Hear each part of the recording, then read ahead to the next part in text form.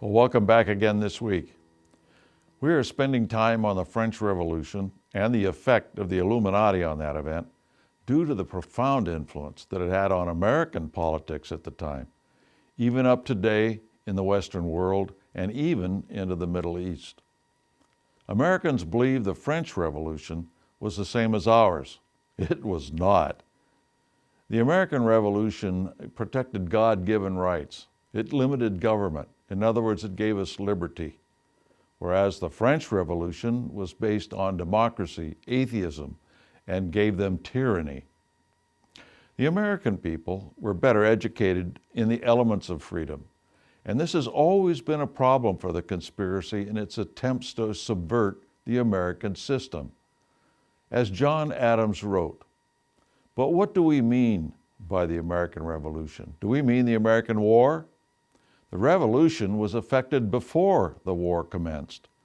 The Revolution was in the minds and hearts of the people, a change in their religious sentiments, of their duties and obligations. This radical change in the principles, opinions, sentiments, and affections of the people was the real American Revolution." Now that was the condition before the war. And the revolution would never have happened without the change in the American people. As to the need of what we needed after we obtained our liberty, John Adams had this to say: "Liberty cannot be preserved without a general knowledge among the people." As you can see, knowledge is so important. And this is the foundation of the overall strategy of the John Birch Society. Education first, action as a result. We shall explore in a later segment how the Illuminists have done all they can to limit the knowledge of the American people. The French Revolution was the forerunner of all communist revolutions. The American Revolution, on the other hand, was the beginning of human progress all around the world. In the Middle East today, the Marxist movements look to the French Revolution, not the American Revolution, as to their beginning. The Egyptian Brotherhood and the Ba'ath political movements look to the French Revolution as their root. This can be documented by looking up the Ba'ath movement and who started it. You can do that on your own. Fatah Yaka, a leader of the Egyptian Brotherhood in the 1960s, said this: "The groundwork for the French Revolution was laid by Rousseau, Voltaire, and Montesquieu. The Communist Revolution realized the plans by Marx, Engels, and Lenin. The same holds for us as well." So the foundations, or the founders, of both of these Marxist-based movements in the Middle East have stipulated that their roots go back to the French Revolution. The Ba'ath movement has had a great effect on some of the countries of the Middle East, such as Iraq and Syria, even into Iran. You can look up the Ba'ath movement online and find out who their leaders were, and then look into their biographies. And you will see they all look to the French Revolution as the beginnings of their philosophy, not the Quran.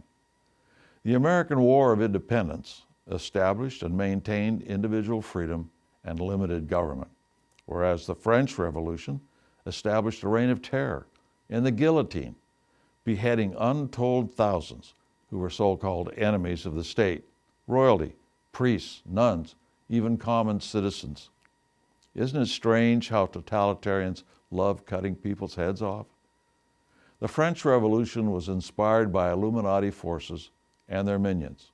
It tried to eliminate religion, and soon under Napoleon tried to unite Europe by force. Many Frenchmen died because they refused to renounce their faith. In one province alone, the Vendée, at least 100,000, some say up to 300,000, devout Christians were slaughtered by the French army, their own men, women, and children, for their refusal to acknowledge the rule of an atheist government. There are shrines that exist today in the Vendée that contain their bones. The French Revolution and the Illuminati influence had such an effect on the future of Europe that one can trace all totalitarian movements such as communism, fascism, Nazism, socialism, to organizations in the French Revolution. To make sure the record was even more hidden than what it was, the Nazi Gestapo seized the records of French illuminated lodges that existed during the French Revolution. Now, whether these records are archived or not, whether the Germans still have them or not, or whether they were destroyed immediately or at the end of World War II is unknown.